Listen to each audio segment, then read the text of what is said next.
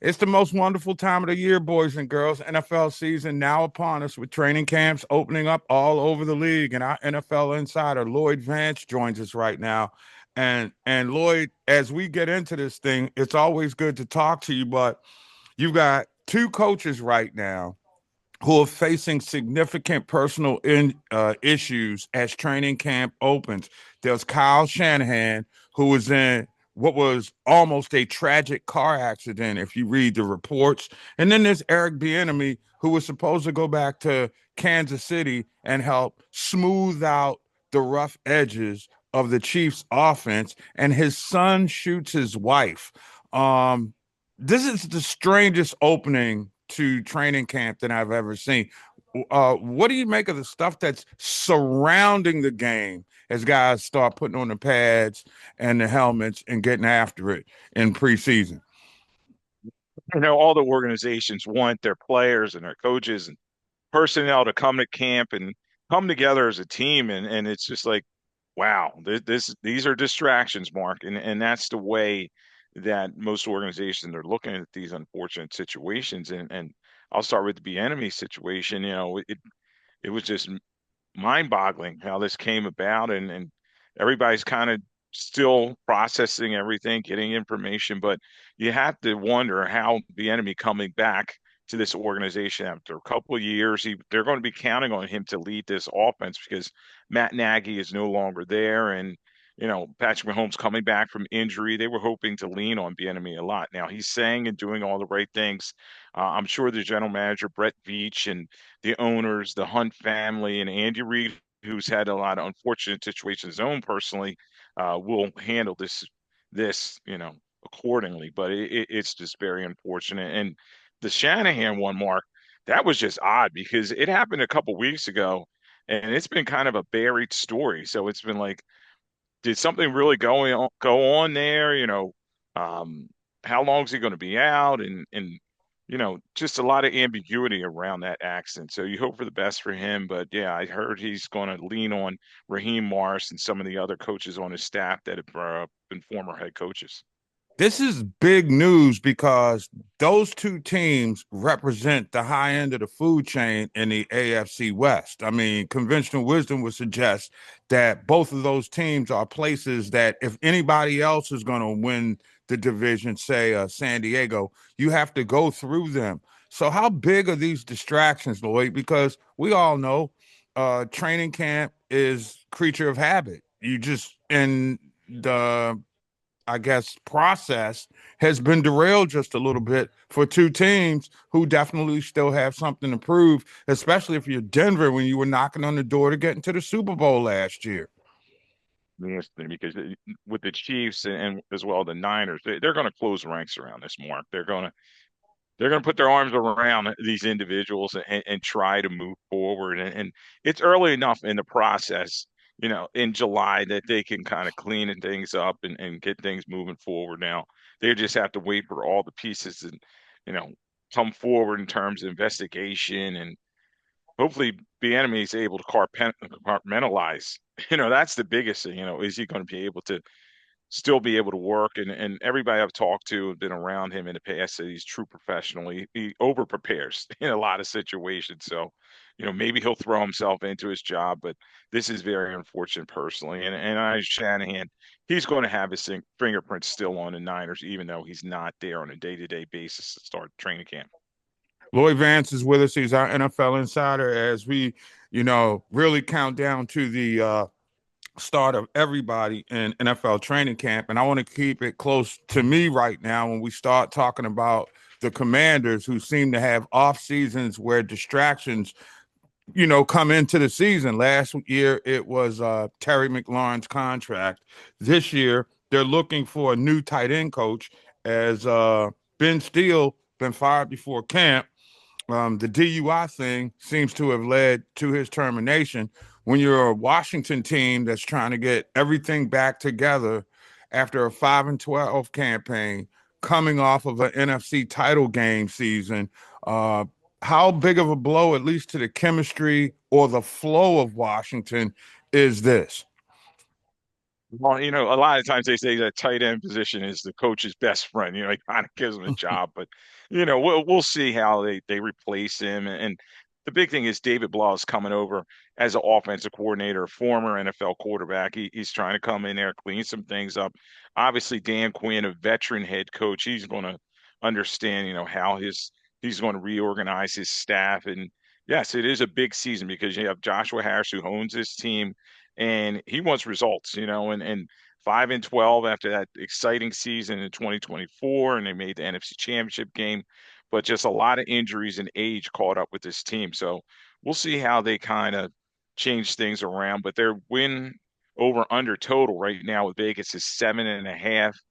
You got to kind of say they should be able to beat that number. And the NFC East is kind of wide open. Yes, the Eagles won it 2 years in a row, but the Eagles are kind of had some defections, and you wonder if they could do it 3 years in a row. So I expect Washington and Dallas to challenge the Eagles in that division.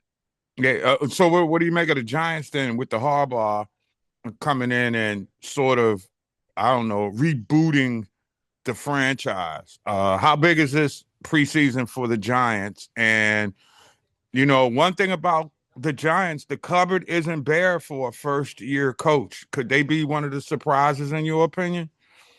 Well, they brought the Harbaugh way there, from the Ravens. He had worn out his welcome there, but he's bringing that leadership, and Matt Nagy's coming with him. We just talked about him in terms of the Chiefs, and he's going to bring that offense velocity. Jannard Wilson on the defensive side of the ball, and yes, I think they can help this team improve. Obviously, they were 4-13 last year, no playoffs.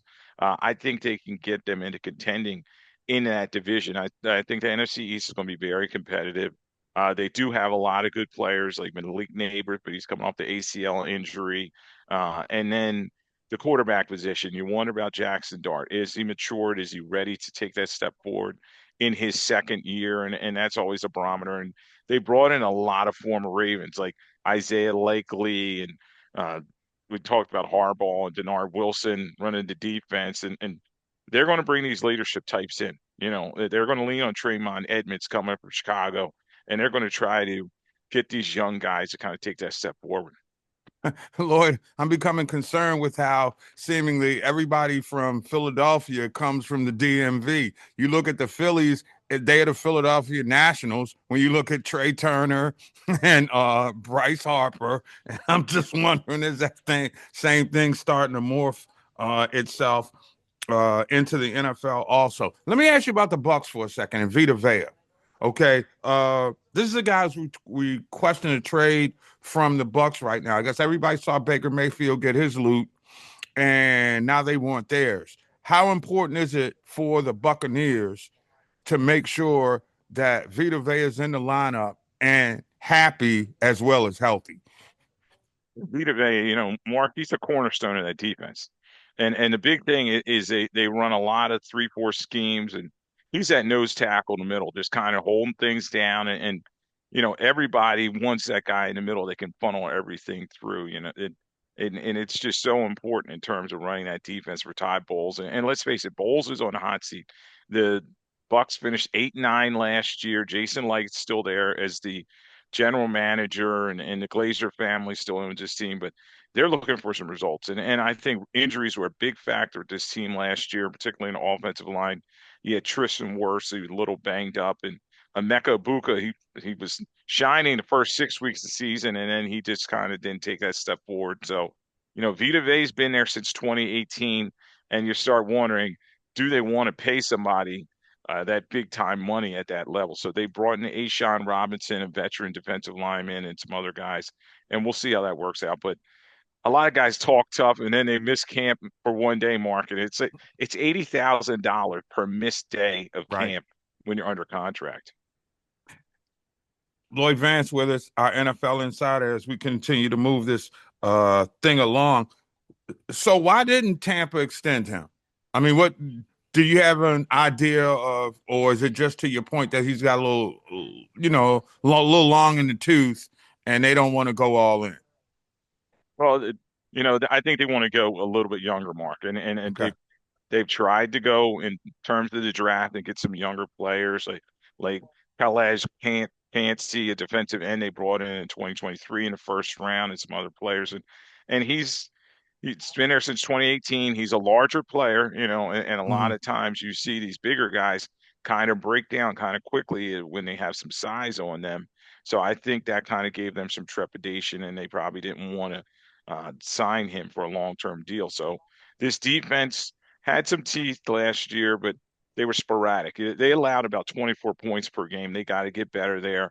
Bowles was very good in that defensive scheme in terms of blitzing, but uh, I think the pressure's on because Bowles has been there a number of years now, and he's got to take a step forward. Hopefully, players like Antoine Winfield Jr. can rally this defense. All right, I want to talk to you for a minute about AJ Brown, who says he's got a 90% handle on the Bills offense already. If he's feeling that comfortable and he's able to bond with Josh Allen, is this now finally the time where the Josh Allen led new stadium having ridiculously crazy new uniform that just came out yesterday? Is it time for Buffalo to finally get over the hump in the AFC? Well, getting to that AJ Brown, yeah, it's going to be interesting to see how he fits in with New England. Uh, I know from being here in Philadelphia, he did have some issues in terms of could he get along with teammates, but I think he's excited to be there. Mike Vrabel and him are on the same page, and they're looking at him to have some big plays. Now, Buffalo, it's an hour or never for them, Mark, in terms of this AFC East. I was talking about this division on another show in terms of previewing them at 12-5 last year, but they beat Jacksonville in the wild card round. But against Denver, they probably should have won that game, but they didn't do themselves any favors because they lost games they shouldn't have last year against Atlanta, against Houston, coming down the stretch, and then they were kind of scrambling, and then they're a wild card team. So they're looking first and foremost to win this division. I think it's a two-team race, obviously, in this division with them and the Patriots, and the Jets and the Dolphins are so bad. But I think Allen's ready to go, and I think he's going to lean on James Cook, who was the leading rusher in the National Football League.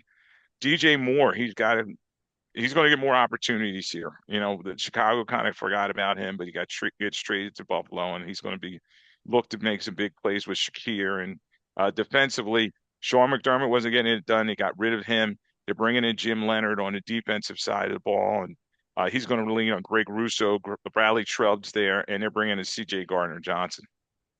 All right, I want to ask you right now about Kansas City and Patrick Mahomes to be 100% for the season opener against the aforementioned Broncos.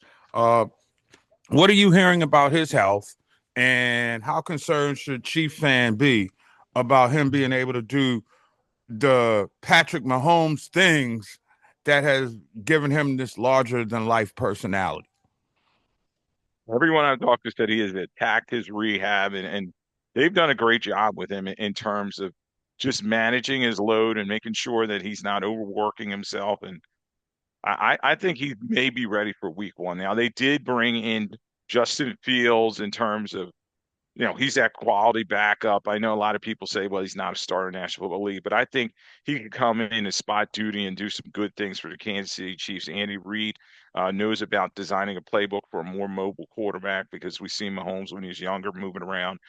When he had Michael Vick, those teams that I covered, that playbook was made for a dual threat quarterback. So I think that Mahomes, though, will be ready to go. He has a brace on that left knee that he had the ACL and the LCL in, but the team and his trainer, particularly Julie Primor and Rick Barkholder, who's the head of the training staff, have done a great job with them. And they were 6-11 last year, Mark. Mm-hmm. But they won so many one-score games the year before, and everything. The tables turned last year for them. I think you may see a resurgence in Kansas City with Rashee Rice. He's going to be fully on the field. He's put a lot of those things behind him. You'll have Josh Simmons back at left tackle for them.